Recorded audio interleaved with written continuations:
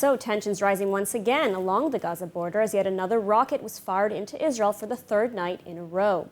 In response, the IDF once again striking key targets in the Gaza Strip early Monday. This new round of hostilities being ushered in by the Gilboa prison escape. And with a delicate ceasefire in the balance, this begs the question, are we headed for a new round of hostilities?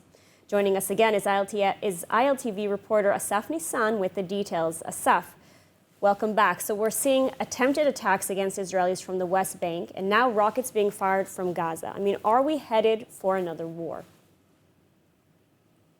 Well, Ida, it's too early to say because we are seeing those reports and everything happening around the Gilboa escape, of course.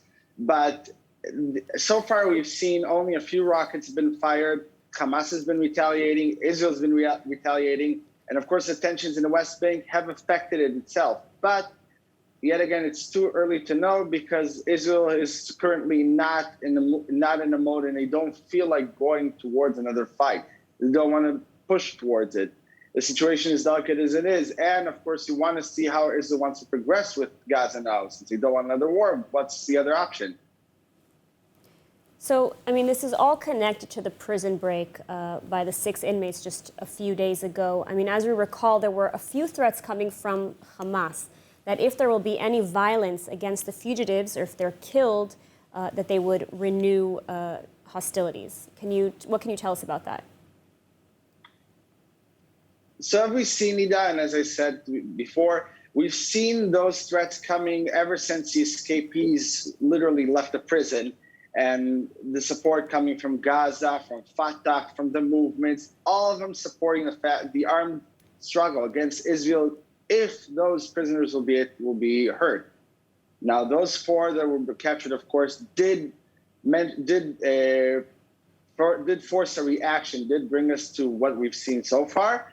But otherwise than that, we haven't seen too much of an attack. And this is why I would say the attacks themselves are coming from the prison break, but we're not seeing too much of a retaliatory struggle from the armed forces.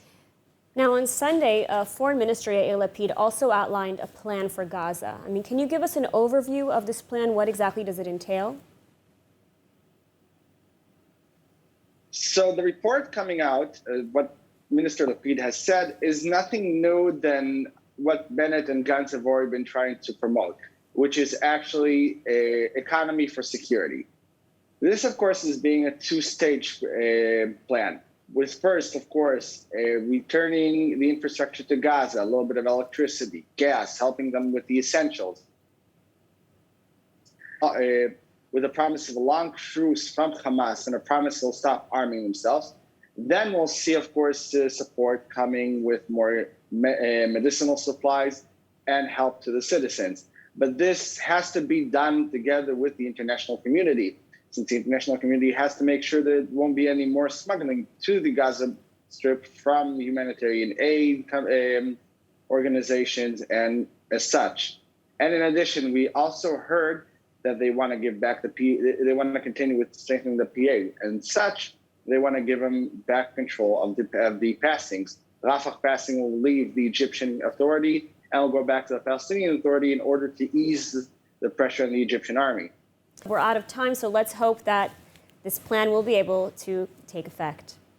Thank you. Thank you.